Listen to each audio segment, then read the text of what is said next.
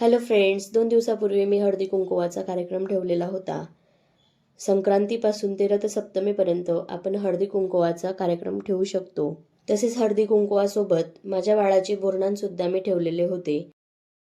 बोरन्हाण करण्याचे खूप महत्त्व आहे. आपण संक्रांतीपासून ते रथसप्तमीपर्यंत हळदी कुंकवाप्रमाणेच बोरन्हाणसुद्धा करता येते. बोरन्हाणसाठी बाळाला नवीन काळ्या रंगाचे कपडे घेतलेले आहेत. यावर्षी पिवळ्या रंगावर संक्रांत असल्यामुळे पिवळा रंग वर्ज करण्यात आलेला आहे. त्यामुळे आपण पिवळा रंग सोडून इतर कुठलाही रंग घालू शकतो. तसेच इथं मी काळ्या रंगाचे नवीन कपडे माझ्या बाळाला घेतलेले होते. तसेच हलव्याचे दागिने, सुंदर दिसण्यासाठी हलव्याचे दागिने घातले जातात. बाळाला औक्षण केलं जातं. 5 किंवा 7 स्त्रियांनी मिळून बाळाला औक्षण करायचे असते. तसेच या संदर्भात अशी आख्यायिका आहे की करी नावाचा राक्षस होता. त्या करी राक्षसांची वाईट दृष्टी आणि वाईट विचार लहान मुलांवर पडणार नाही, त्यासाठी सर्वात आधी कृष्णावर म्हणजेच आपल्या बाळकृष्णांवर सर्वात पहिले बोरन्हाण करण्यात आले. तेव्हापासून ही प्रथा पडलेली आहे. तसेच बाळाला येणाऱ्या ऋतूची बाधा होऊ नये यासाठी सुद्धा बोरन्हाण केले जाते.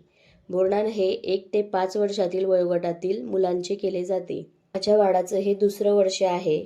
मी पहिल्या वर्षी सुद्धा बोरन्हाण केले होते. बोरन्हाण 1 ते 5 वर्षापर्यंत आपण करू शकतो किंवा पूर्ण 5 वर्ष सुद्धा आपण बोरन्हाण करू शकतो.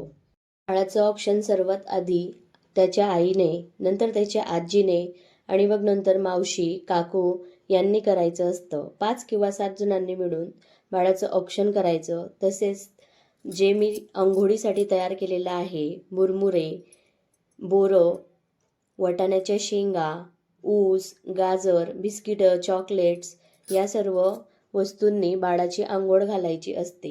याने बाळाची जी वाईट दृष्ट असते ती निघून जाते. हे बघा, इथं आम्ही 5 ते 7 जणींनी प्रत्येकाने 5-5 वेळा बाळाची अंघोळ घातलेली आहे. बोरन्हाणचा सर्वात महत्त्वाचा विषय म्हणजे आपल्या आजूबाजूच्या लहान मुलांना बोलवायचं आणि तो खाऊ जमा करून त्यांना खायला द्यायचा. बाळाचे बोरन्हाण झाले आणि नंतर मी सर्व सुवासिनींना वाण वाटलेले आहे. हळदी कुंकू यासाठी की हळदी कुंकू आपल्या सौभाग्याचं प्रतीक असतं. प्रत्येक सौभाग्यवती स्त्रीने संक्रांतीपासून ते रथसप्तमीपर्यंत हळदी कुंकवाचा कार्यक्रम ठेवला पाहिजे. तुमच्याकडनं जास्त होत नसेल तर तुम्ही एका सुवासिनीला सुद्धा बोलवून वाण देऊ शकता. आणि सर्वांना मी वाण दिलं, हळदी कुंकू लावला, तसेच नमस्कार केला आणि सर्वांचे आभार मानले. व्हिडिओ आवडला असेल तर लाईक करा आणि चॅनलला सबस्क्राईब करा. Thank you for watching.